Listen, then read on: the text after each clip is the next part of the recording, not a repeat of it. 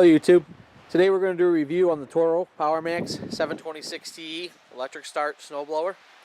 I picked one of these up a few years ago, about 4 or 5 years now. I got it used at the time, so this thing's probably good 7-8 years old.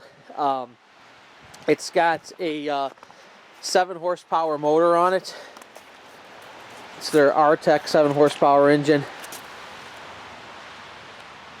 And I really like the snowblower. It's treated me well. I'm really bad with it. I have not done my maintenance on it like I should. In fact, since I have purchased it, I've never changed the spark plugs, haven't done anything to it. What always happens is the end of winter comes, I put it in the garage and say, okay, I'm going to get to it this summer, and I never get a chance to work on it, and then winter's back again. What's nice about it is it's got the electric start. So I'm going to come around back here and show you guys.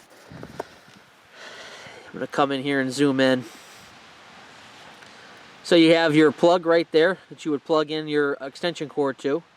And we're going to pull out. You got your primer button. And you have your on-off switch. And then around the side here is your electric start button.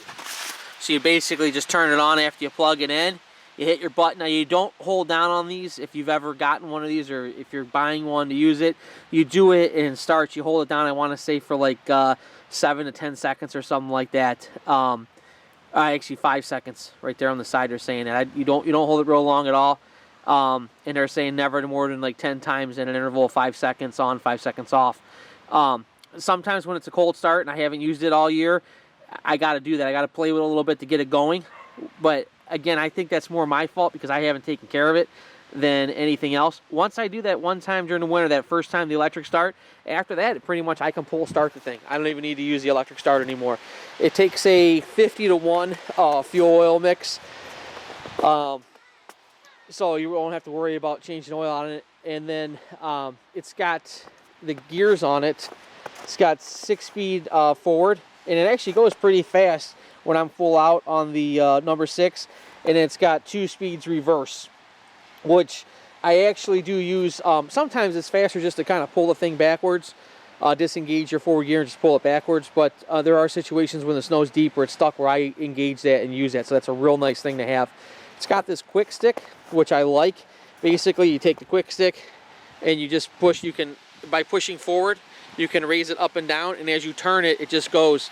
The only problem I have with this snowblower, and I haven't had a lot of snowblowers, so I'm trying to see if this is something with all of them. This one will turn real nice all the way to the right. It'll almost go so far it'll throw snow behind you almost. But to the left, it because of all the stuff in here, it kind of likes to stop almost at a 45. And where you run into that's the problem is when you're going back and forth on a driveway, sometimes it'd be nice to be able to do a complete throw rather than having it throw in front of you. It'd be nice to have it throw to the side, because when it throws in front of you, you may have be coming up on an area where you already had gone through and blown the snow out, and now you're throwing snow back into that area because you don't have that full control over what you're throwing. So that's really my only negative with this. Overall, I think this thing's a beast. It's taken the abuse I've given it, and I have a pretty large driveway here.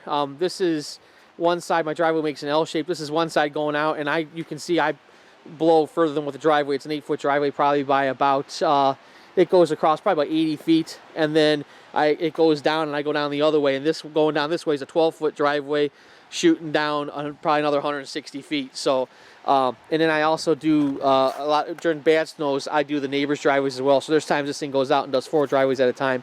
Obviously, that's not a commercial application, but then again, this isn't listed as a commercial blower. And so for what I've done with it, though, very happy with it, and I do recommend the Toro name brand. It has not let me down. So just wanted to share that with you guys, and I'm going to come back around and do a close-up on the numbers for you.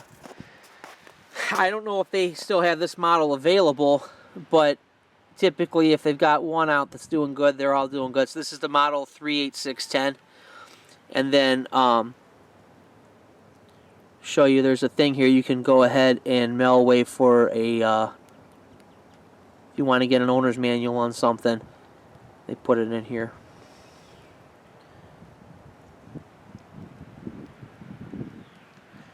All right, guys. Well, that's my review. Thanks for your time.